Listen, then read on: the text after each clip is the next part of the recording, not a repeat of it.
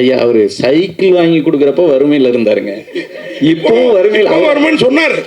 அவர் அமெரிக்கால பையனை வச்சுட்டு அவர் எங்க வறுமையில. மே 3 அரண்மனை 4 ரிலீஸ் ஆக போகுது.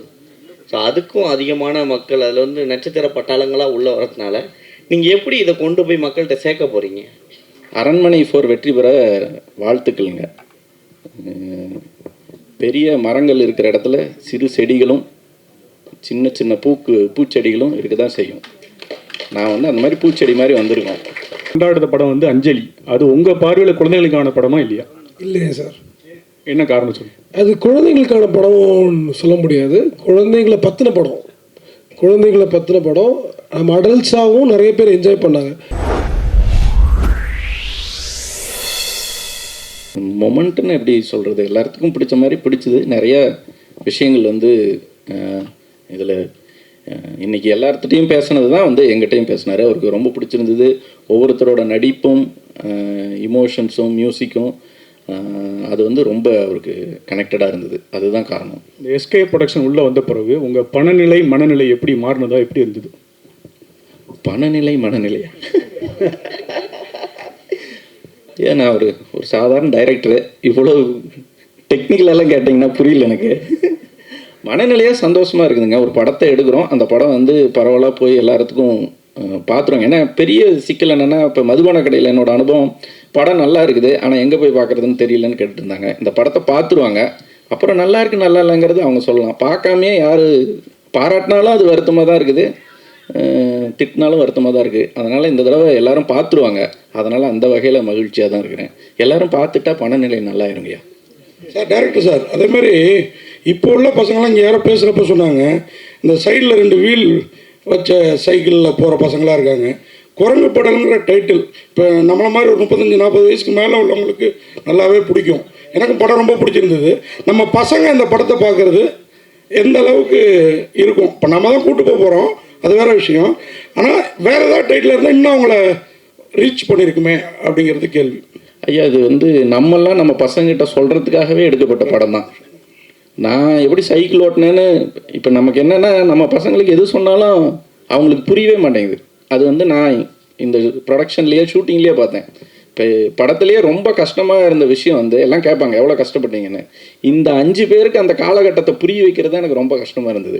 அதுக்கு நான் ஒரு டூல் க்ரியேட் பண்ணி கொடுத்துருக்கேன். இப்போ நீங்கள் வந்து நாங்கள்லாம் எப்படி வாழ்ந்தோம் தெரியுமா, நாங்கள் எப்படி கஷ்டப்பட்டோம் தெரியுமான்னு சும்மா வாயில் சொல்லாமல் இந்த படத்தை காமிச்சிங்கன்னு வச்சுங்க, ஓஹோ நல்ல வேலை அந்த வருஷம் அப்போல்லாம் நம்ம இல்லை அப்படின்னு அவங்க நினச்சிப்பாங்க.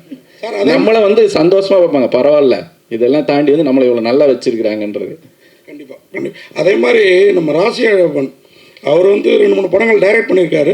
அதை விட இந்த கதை இந்த படம் வெற்றி பெற்றிருக்குது. என்ன கேட்டால் நான் சொல்லுவேன், அவர்கிட்டே சொல்லிட்டேன் அதை. ஆனால் அவர் மேடையில் பேசுகிறப்போ, என் பையன் இப்போ நியூயார்க்கில் இருக்கான், ஆனால் நான் இன்னமும் வறுமையில் இருக்கேன் அப்படின்னாரு. இப்போ சிவகார்த்திகேயன் படத்துக்குள்ளார வந்திருக்கிறாரு, 5000 அப்போவே ஆனந்த விடனில் வாங்கினதா சொன்னார்.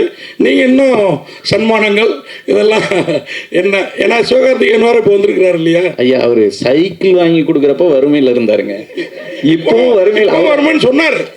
அவர் அமெரிக்காவில் பையனை வச்சுட்டு அவர் எங்க வறுமையில் வந்து சைக்கிள் ஓட்டுறத பார்த்துட்டு இந்த பசங்களுக்கு ஒரு இன்ஸ்பிரேஷனாக இருக்கிற மாதிரி காட்சி வச்சது ரொம்ப சூப்பராக இருக்குது.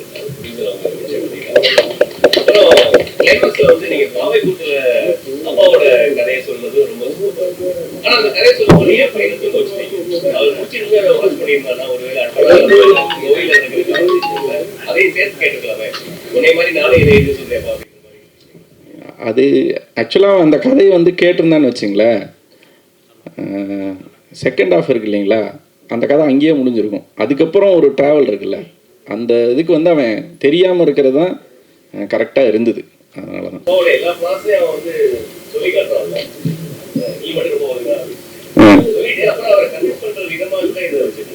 இல்லை அவனுக்கு ஏன் ஒரு சைக்கிள் ஓட்டல, அவருக்கு அதில் பயம் இருக்கிறது தெரிஞ்சிருச்சுன்னா அப்புறம் அவர்கிட்ட நீ ஒழுங்கானு கேட்கறதுக்கான நியாயமே இல்லாமல் போயிடுது இல்லைங்களா? இல்லை நம்ம வந்து நம்ம அப்பாவை பற்றி எல்லாம் எப்போ நம்ம புரிஞ்சுக்கிறோன்னா நம்ம அப்பா ஆகிறப்ப தான். ஸோ வந்து அதனால தான் கிளைமேக்ஸில் வந்து பையன் தூங்கிட்டு இருக்கிறப்ப அவர் சைக்கிள் வாங்கிட்டு இருக்காரு. அவன் கனவுல நினச்சிட்டு இருக்கிறான் சைக்கிளை, பொம்மை சைக்கிள் வச்சுக்கிட்டு, அவர் நிஜத்தில் வாங்கிட்டுறாரு. இதுதான் எல்லா அப்பாவும் பசங்களுக்கு செய்கிறாங்க. அதனால தான் அந்த ட்ராவல் அப்படி வந்துருக்குது ஸ்கிரிப்டில். அப்படி தான் நான் கன்சியூவ் பண்ணிக்கிட்டேன் படத்தை. டைரக்ஷன் இங்கே சார் படம் வந்து யதார்த்தமாக இன்னைக்கு காலகட்டங்களில் எல்லாருமே பசங்க பார்க்கக்கூடிய படமாக எடுத்திருக்கீங்க. பட் ஆனால் இது மக்கள்கிட்ட எப்படி கொண்டு போய் ரீச் பண்ண போகிறீங்க? ஏன்னா இதே மே 3 அரண்மனை 4ம் ரிலீஸ் ஆக போகுது. ஸோ அதுக்கும் அதிகமான மக்கள் அதில் வந்து நட்சத்திர பட்டாளங்களாக உள்ளே வரதுனால நீங்கள் எப்படி இதை கொண்டு போய் மக்கள்கிட்ட சேர்க்க போகிறீங்க?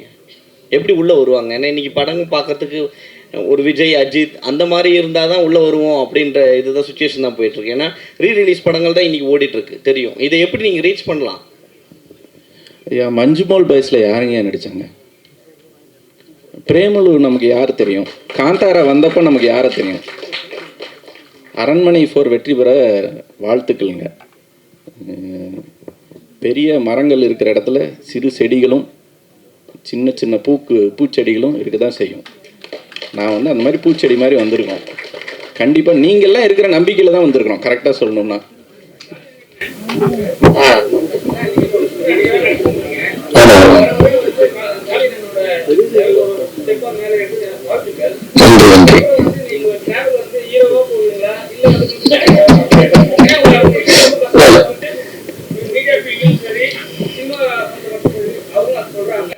இல்லை பிடிக்கிறது கஷ்டமானலாம் இல்லை. எனக்கு ஷூட்டிங்கில் டைமில் மீடியா சந்திச்சிட யாரும் இன்டர்வியூ கொடுத்துட்டு தான் இருக்கேன்.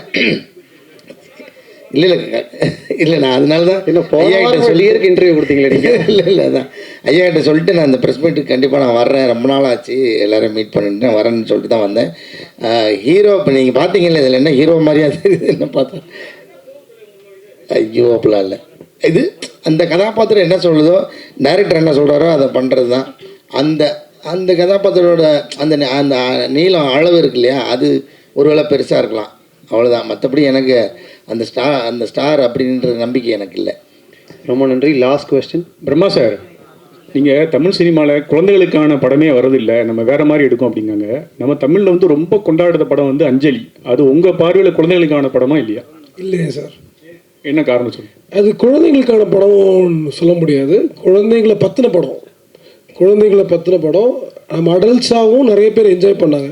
அதில் என்னென்னா நிறைய குழந்தைகள் இருந்தனால அந்த குழந்தைங்களாக பார்த்து என்ஜாய் பண்ணுறது நிறைய குழந்தைங்களாம் நம்ம இருந்தோம் அப்போ அந்த டைமில். அப்போ போய் பார்த்தோம். ஆனால் குழந்தைகள் பார்த்து என்ஜாய் பண்ணுறதுக்கான படங்கள் ஏகப்பட்ட படங்கள் இருக்குது. அதாவது தமிழில் இல்லாத மற்ற மொழிகளில் இப்போ நீங்கள் அனிமேஷன் மூவிஸாக மட்டும் இல்லாமல் ரியல் கேரக்டர்ஸை வச்சு நடிக்கக்கூடிய படங்கள்லாம் ரொம்ப நிறைய நல்ல நல்ல படங்கள் இருக்குது. லிட்டில் மிஸ் சன்ஷைன்னு ஒரு ஃபில்ம் இருக்குது. அதாவது நீ எதுவாக இருந்தாலும் சரி, உன்னுடைய தகுதி என்னவாக இருந்தாலும் சரி, பார்ட்டிசிபேஷன் முக்கியன்றதை பற்றின ஒரு படம் அது. ஸோ இது மாதிரி நிறைய படங்கள் மற்ற மொழிகளில் நிறைய வந்துக்கிட்டு இருக்கு. நம்ம மொழிகளையும் வரணும் அப்படிங்கிறது தான் நோக்கம். அதனால் இந்த வித்தியாசத்தை நம்ம புரிஞ்சுக்க வேண்டிய தேவை இருக்குது. குழந்தைகளுக்கான படம்னு ஒன்று இருக்குது, குழந்தைகளை பற்றிய படங்கள்னு ஒன்று இருக்குது.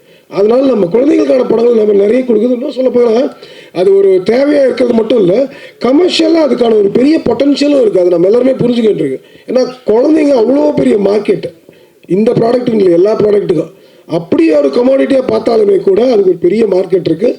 அந்த வகையிலே நம்ம நிறைய குழந்தைகளுக்கான படங்கள் பண்ணணும் அப்படிங்கிறது என்னுடைய தாழ்மையான கருத்து. ரொம்ப நன்றி. டேரக்டர் சார், அது கொங்கு தமிழ் இந்த படத்துக்கு, ஏன்னா ராசியப்பன் கதையில் கொங்கு தமிழ் எனக்கு தெரியல, ஏன் தேர்ந்தெடுத்தீங்க? ரொம்ப நல்லா இருந்தது. ஆனால் அந்த எச்சாங்கிறது எக்ஸ்ட்ராங்கிற மீனிங் புரியாது. இப்போ நாங்கள் படித்தா எனக்கு கொஞ்சம் புரியும்னு வச்சுக்கோங்களேன். அந்த மாதிரி வார்த்தைகளுக்கு இன்னும் கொஞ்சம் தெளிவாக இருந்திருந்தால் இன்னும் நல்லா ரீச் ஆகுமே. ஆனால் கொங்கு தமிழ் பிரமாதமாக இருக்குது, அந்த நெசவு அதெல்லாம் ரொம்ப நல்லா இருக்குது. ஏன் அந்த இடத்த தேர்ந்தெடுத்தீங்க? கதைக்கெல்லாம் தான் அது நான் பிறந்து வளர்ந்த ஏரியா, எனக்கு கொஞ்சம் ஈஸியாக இருந்தது. அதை நீங்கள் ஏற்கனவே ரசித்து இருந்ததுனால அது ஒர்க் ஆகும்னு சொல்லி தான் எடுத்தாங்க.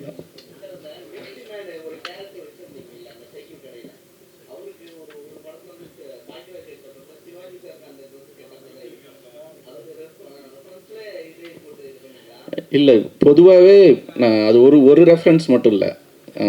பாக்யராஜ் சார் படத்தில் வந்ததே ரெஃபரன்ஸ் தான். ரியலிஸ்டிக்காக நம்ம ஊர்களில் எல்லாரும் பெரும்பான்மையானவர்கள் மிலிட்ரியிலேருந்து வந்தவங்க நிறைய கிராமங்களில் வந்து சைக்கிள் கடை வச்சுருந்தாங்க. அதுக்கு காரணம் என்னென்னா, அந்த காலகட்டத்துக்கான தொழில்நுட்பம் இருக்கு இல்லையா, அதுக்கான டெக்னாலஜியை மிலிட்ரியில் இருந்தவங்களுக்கு அவங்களுக்கு ப்ராக்டிஸ் கொடுத்தாங்க. அமெரிக்கன் ஆர்மியிலேருந்து நம்ம இந்தியன் ஆர்மி வரைக்கும் மிலிட்ரியில் இருந்தவங்களுக்கு சைக்கிளை ரிப்பேர் பண்ணுறதுக்கு, சைக்கிளை கனெக்ட் பண்ணுறதுக்கு, லாக் பண்ணுறதுக்கு, அவசரத்துக்கு யூஸ் பண்ணுறதுக்கான ட்ரைனிங்கை வந்து சுதந்திரத்துக்கு முன்னாடி டைம்லேருந்து கொடுத்தாங்க. அதனால் ரிட்டையர் ஆகி வந்த மிலிட்ரிமேன் நிறையா பேர் ஊரில் வந்து சைக்கிள் கடை தான் வச்சுருந்தாங்க. அதோட ரெஃபரன்ஸை தான் பாக்யராஜ் சார் படத்தில் யூஸ் பண்ணியிருந்தார். இந்த படம் 80s படங்கிறதுனால அதே லெவலில் வந்திருக்கு. நம்ம சினிமாவிலேருந்து பார்த்ததுனால சினிமாவே ரெஃபரன்ஸாக இருக்குது, அவ்வளோதான்.